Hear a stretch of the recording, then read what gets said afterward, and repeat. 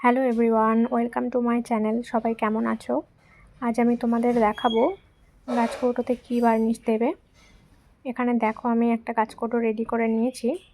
এটা আমার একটা অর্ডারের কাজ ছিল। এখানে কোণে বর আর অপর সাইডে একটা প্রজাপতি করেছি। দেখো, এখানে আমি ফার্স্টে একটা তুলি নিয়েছি একটা কাপের মধ্যে, আর আমি এখানে এশিয়ান পেইন্টের একটা বার্নিশ নিয়েছি। এটা 200 ml ছিল। দাম এখানে 118 লেখা ছিল, একটু কম নিয়েছে যদিও। আর আমি তারপিন তেল নিয়েছি, এটা কিন্তু অবশ্যই নেবে। এখানে আমি একটা ফ্ল্যাট ব্রাশ নিয়েছি। সিনথেটিক যে ব্রাশগুলো হয় সেগুলোও নিতে পারেন, কিন্তু আমার এখানে সেটা ছিল না, তাই আমি যেটা দিয়ে রং করি সেই ব্রাশই নিয়েছি। যখন বার্নিশ করবেন তখন বার্নিশটা ভালো করে মিক্স করে নেবেন।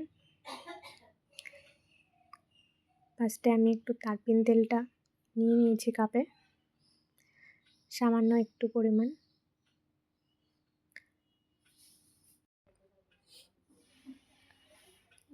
যখন বার্নিশ করবে তখন ভালো করে মিক্স করে নেবে বার্নিশটাকে।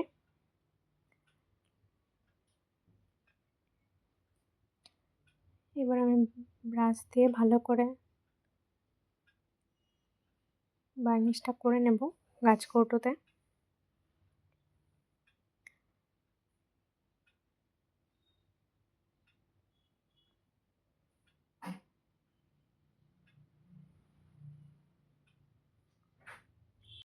যখন বার্নিশ করবে তখন ভালো করে ব্রাশটা করে নেবে, কারণ ঠিকভাবে যদি ব্রাশটা না করা হয় তাহলে বার্নিশটা লেগে থাকবে। আর সব জায়গায় দেখে করবে, যাতে কোনো জায়গা ফাঁকা না থাকে।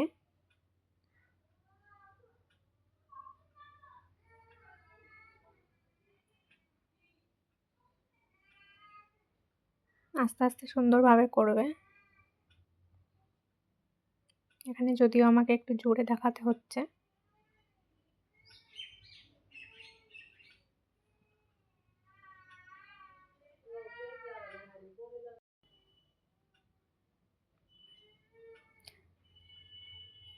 আর সব সময় বার্নিশ করার সময় মনে রাখবে যাতে কোনো কিছু লেগে না যায়।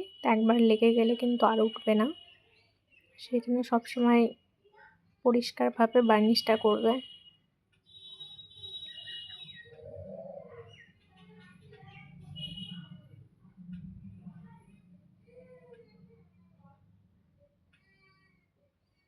কতটা গ্লেজ দিচ্ছে তোমরাই বুঝতে পারছো।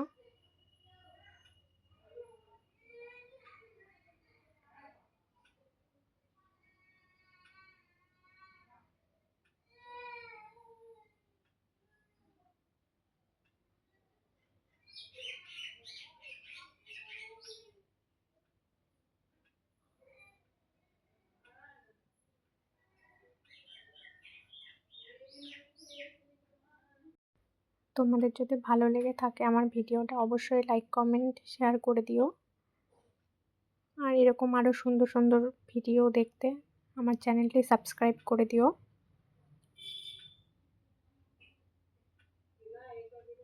বার্নিশ করার সময় বা বার্নিশ করার পর না শুকনো পর্যন্ত কেউ কিন্তু হাত দেবে না। একবার হাত দিলে কিন্তু খারাপ হয়ে যাবে। বার্নিশ করার পর সবসময় রোদে শুকোতে দেবে। ফ্যানের হাওয়াতে দিলেও দিতে পারো, তবে রোদে শুকোতে দেওয়াটাই বেস্ট। দেখো আমি কিভাবে করছি নিচের পাটটা, উপরে সামান্য হাত দিয়ে করেছি।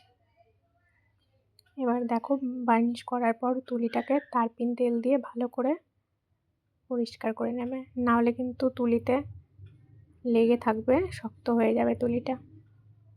তারপর একটা শুকনো কাপড় দিয়ে মুছে নেবে।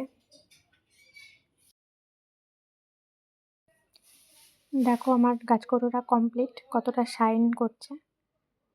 যারা গাছকৌটো পেন্টিং করো তারা অবশ্যই বার্নিশটা ইউজ করবে, তাহলে অনেক দিন টিকবে আর গ্লেজ দেবে। যারা শেষ পর্যন্ত ভিডিওটা দেখছো তাদেরকে অনেক ধন্যবাদ। সবাই ভালো থেকো, টাটা।